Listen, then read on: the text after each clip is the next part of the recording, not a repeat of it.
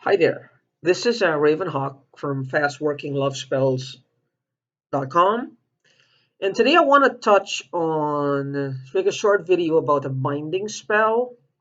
Now, there are many spiritual practitioners worldwide, and you will find that each and every one of us will have a different definition or a different explanation of what a binding spell is. And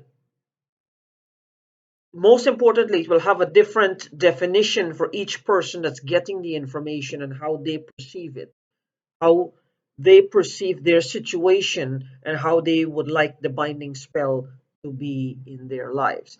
What role will the binding spell play in their lives? Like some people would say, they're accustomed to a binding spell. They want a binding spell that's going to tie this person to them so that the person cannot get away from them no matter what.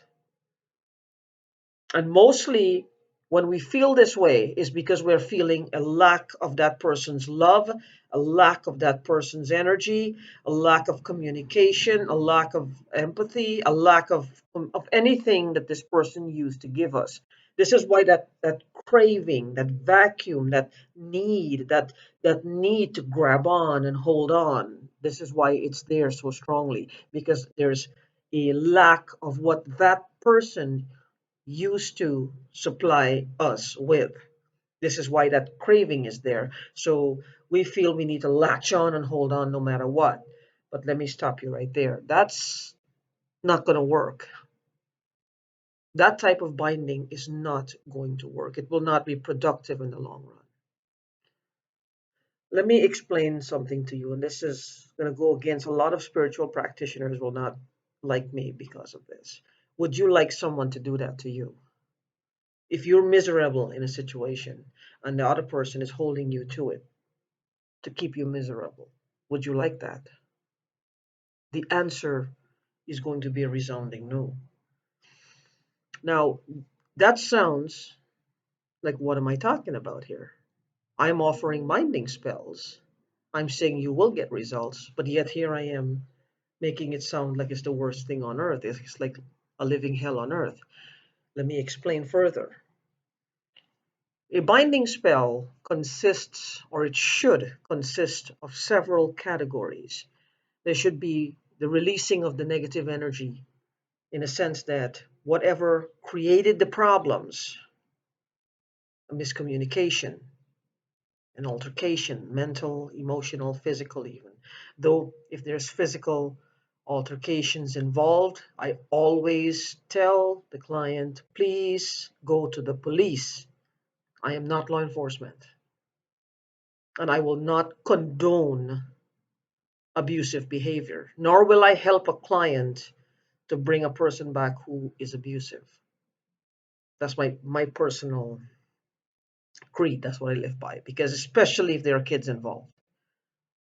So if you're watching this video and your spouse is abusive and you have kids, I am not the one to come to. I will not be bringing him or her back and putting them in the kids' way for that abuse to happen. You will be best to find someone else. So getting back to what I was saying, we need to release whatever created this problem in the first place, like a lack of communication, lack of love, a lack of understanding, a lack of empathy. Could be a third party, as in a love interest, as in an interfering friend, as in an interfering family member. It could be anything. So once we address these issues, whatever created the problem in the first place, and remove them, that's when we bring the person together, which is called reuniting, and then the binding takes place. But when people think of binding, they think of something that they just latch on. Well, bind this person to me, regardless of what else is going on. It's like locking both of you in hell. It's not something you both want. It's something you feel you want in that moment because you're feeling the lack of that person's warmth, their love, their support that used to be given to you. So you feel you have to latch on and hold on, and it will just reappear magically. It doesn't. This is why a binding spell should consist of a communication, of passion, of lust. Well, lust does come. That's sexual attraction, not just passion, but sexual attraction. And they should have what is called a longevity. A longevity, not quite the binding, but it should be like a sustained relationship, and then you get to the binding. You get to the binding. Now, what is binding? What is binding? Everybody has auras. Auras are huge and large and colorful. This is the magnetic field. What is a binding? Is if you take a piece of red cord and you bind these two candles, a male and female candle, together while you're calling upon the specific deity. That's the physical aspect of it. But what does it mean to actually bind? Because you will burn those candles down. So what does that mean? How does this binding work? It's a spiritual thing. It's the two auras are now getting closer together, but it's minus the strife, minus the hurt, minus the anger, minus the pain, minus the misery, minus the suffering, minus the lack of love, understanding, and empathy. This is why first, for any binding spell, we need to clear away the debris that caused the separation in the first place. So that's just to give a little synopsis of what a binding really means. The physical aspect is what you're calling upon the deity and saying, well, this is what I want. You give your offerings, you offer your prayers, whether it's a blood sacrifice or whatever is needed. That's the physical part of it. But how does it affect this person? It affects the person spiritually. Everything is done in spirit before it manifests itself physically. So it will bring the two auras together.